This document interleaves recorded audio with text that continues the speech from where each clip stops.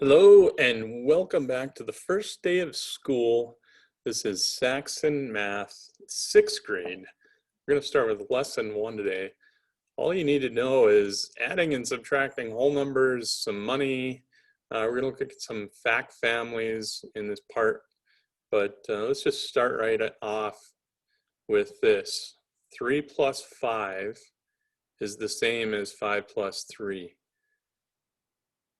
Both 3 and 5 are addends. Addends can be in any order.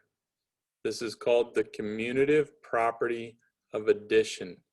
Anytime you do different orders in addition, it works this way, where you can have adding numbers with digits that have the same value in different order.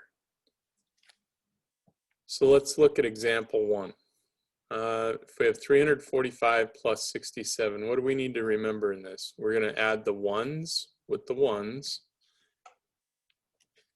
We're going to make sure the ones are lined up with the ones, the tens are lined up with the tens, and the hundreds are lined up with the hundreds. When we're adding, you need to make sure you do that. Same thing with subtracting. But let's add these together. So we got 5 plus 7, that makes 12. You need to carry the 10 from the 12 into the tens column. So you have 1 up here. It's still 12. Here's you got your 10 here and you got your 1 there. That's the ones column having a value of 2. 2 plus 10 makes 12. So now you have that 1, 10 carried on top. 1 plus 4 plus 6 makes 11. And instead of writing 11 down here, I need to carry the 1 onto the next section, the next place value of the hundreds place. And now I have 100 plus 300 makes 400. So this would be 412. 345 plus 67 is 412. Add $1.25 plus $12.50 plus $5.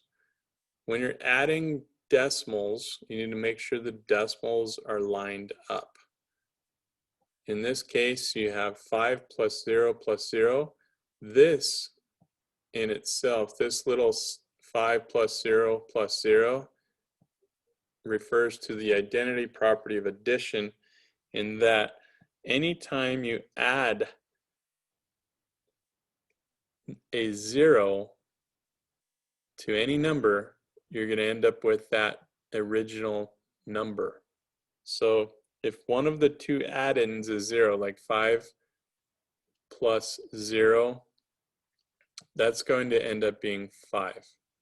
5 plus 0 is 5. The sum of the two addends is going to be identical to the non-zero addend. So here's 5, that's the non-zero addend. Here's 0, that's the identity property of addition. So if you have 5 plus 0 plus 0, that equals 5. 2 plus 5 is 7. 7 plus 0 is the identity property of addition, 7. Make sure your decimals are still lined up. Put your decimal in place. 1 plus 2 is 3, plus 5 more is 8. And then 1 plus 0, essentially nothing there, equals 1. So the answer in this case would be $18.75. In subtraction, it's a little different. You can't just have them go in any order that you want. You have to have the minuend and the subtractand in the correct order to get the difference. So in this case, 5 is the minuend, minus 3 is the subtractand, and it equals the difference, 2. For example, 3, when we subtract whole numbers, you need to again align the digits by their place values. So you have the ones places lined up, the tens lined up with the tens, and the threes with the threes. Or sorry, the hundreds with the hundreds in that case. There's 300, and underneath there's nothing here, so that means there's no 100 to subtract from it yet. All right, so let's look at this. Since we cannot take 5 minus 7 without getting a negative number, in this case we have to borrow from this tens place and put 10 of them over here. What happens when you add 10 to 5? You get 15. So you're borrowing from this, so you're borrowing one set of 10, moving it over here to make this 15. Now you have 15 minus 7, which you can do. That's 8. Now over here you have 3. Now you move on to the next column. So we're done with the ones column. We're going to move over to the tens column, and you can see that 3 minus 6 does not work again, and you get a 0 or a negative 3. But that's not exactly how you want it to work. You need to make sure you regroup from this original one here. You have to regroup by borrowing 100. So that's going to go from 300 to 200 now. And we're going to add that 100 over here. So now we have, this would be 13 minus 6, or 130 minus 60. So 13 minus 6 would end up being 7.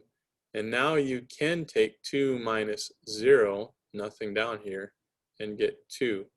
So your difference is going to be 278. If you want to check your work, you can always just do the opposite. If you want to do 278 and then add 67 and see if it ends up being 345. This would be 15. Carry that, that'd be 13 plus 1 makes 14. Carry that, this would be 3. So yes, it worked. That means this answer is 278. Let's look at example 4. If Jim spent $1.25 for a hamburger, he paid for it with a $5 bill.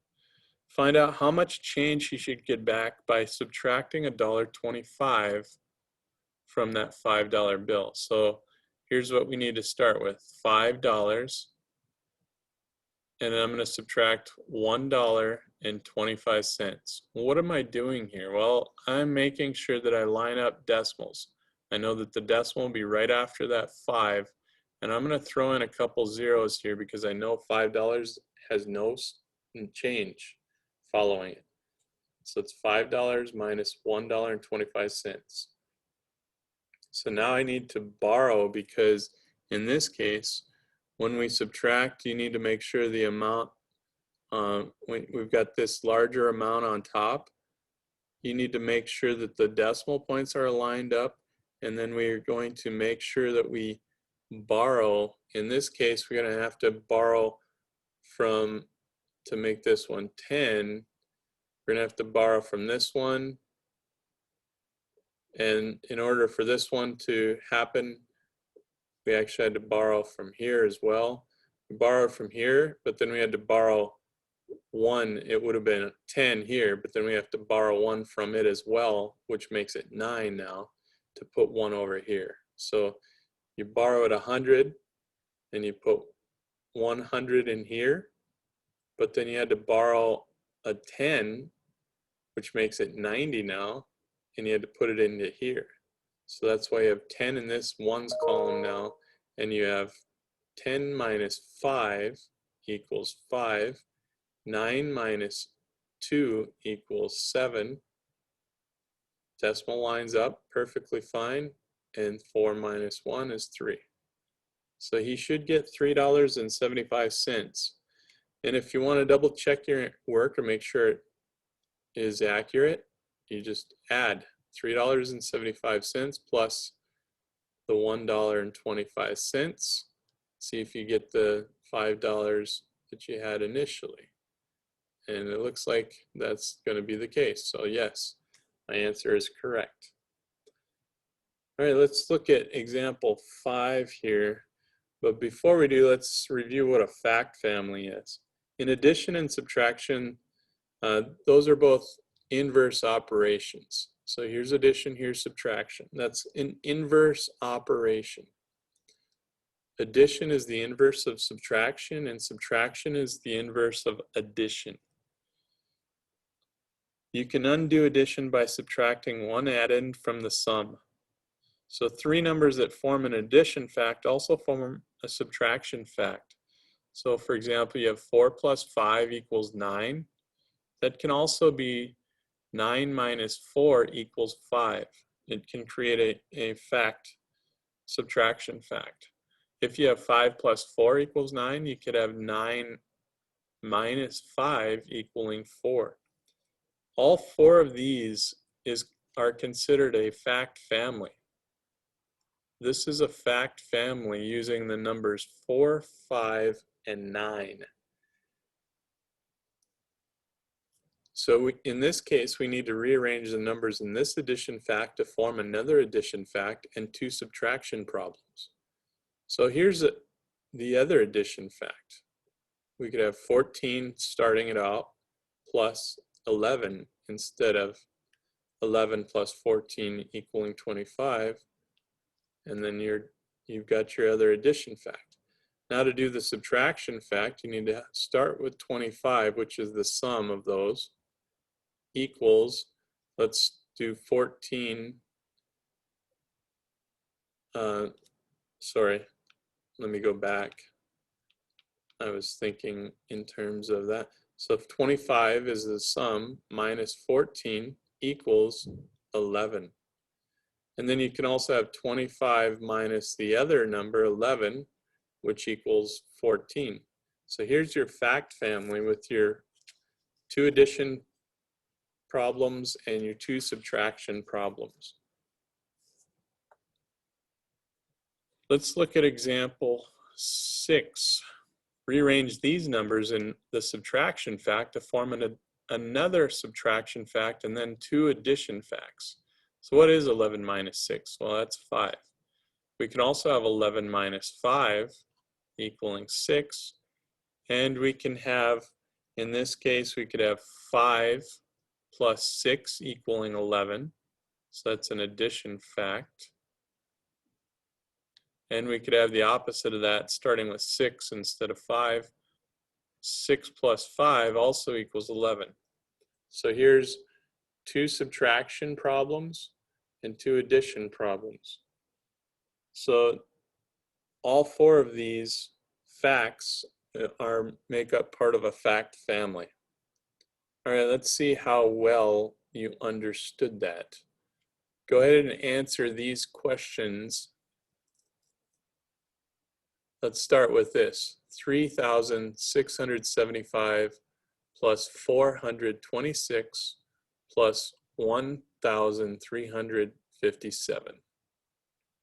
Go ahead and answer that now, and then I will show you the answer here.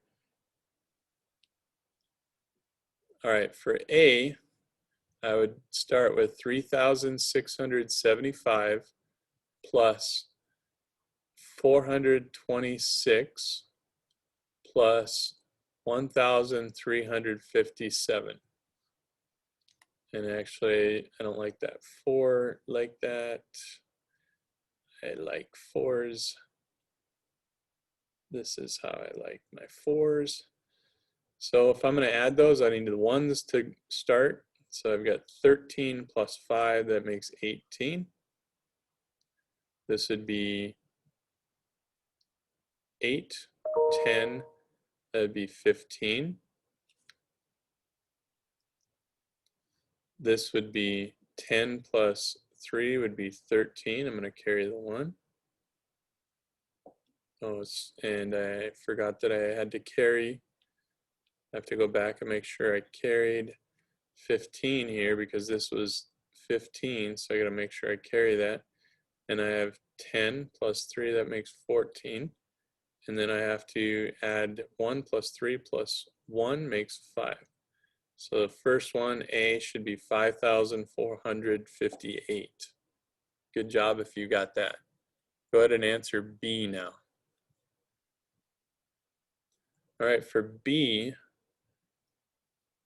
in this case, I would start with $6.25 plus $8.23 plus $12. This is tricky. You may have been tricked. It may have fooled you. The 2 has to be in the 1's place. This is all money. And I'm going to add these together.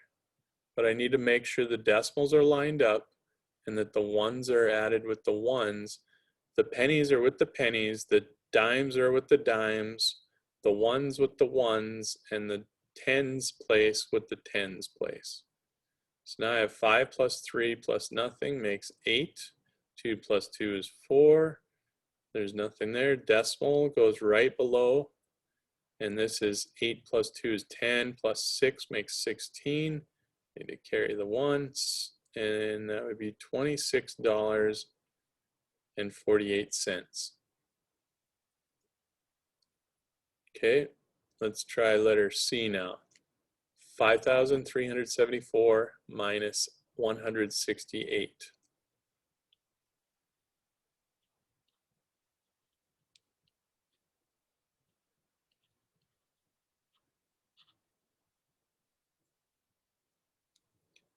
So I can't subtract that without borrowing. So I have to borrow from here. This becomes 14. That becomes 6. I'm borrowing one set of 10 to move it over here. 14 minus 8 would end up being 6. 6 minus 6 works. That'd be 0. 3 minus 1 works. That'd be 2. And 5 minus nothing is simply 5. So that'd be 5,206. All right, let's go ahead and do letter D. That's $5 minus $1.35.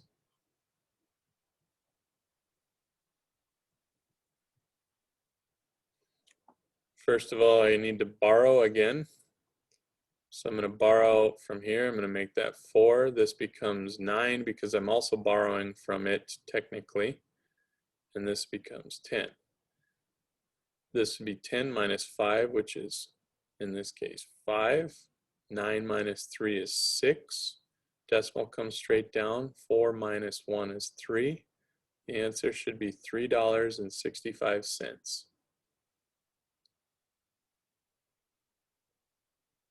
All right, for letter E, it says arrange the numbers 6, 8, and 14 to form 2 addition facts and 2 subtraction facts. So if I have 6 plus 8, that equals 14. I also can have 8 plus 6 equaling 14, and I can have 14 minus 6 equaling 8, and 14 minus 8 equaling 6. All right, and our last one, letter F, it says rearrange these numbers to form another subtraction fact and 2 addition facts. So if you start out with 25 minus 10 equaling 15, you could also have 25 minus 15 equaling 10. And if you wanted to write it like they have here, you could do 25 minus 15 equals 10. And then you could have an addition fact. 10 plus 15 equals 25. And you could have 15 plus 10 equaling 25 as well. So this is the missing pieces that they had to connect with these digits, those numbers. All right, thanks for watching, and hope you learned something today. If you didn't learn anything, I hope you already knew it. All right, we'll see you next time. And I see you're doing your math homework in pen. I too like to live dangerously.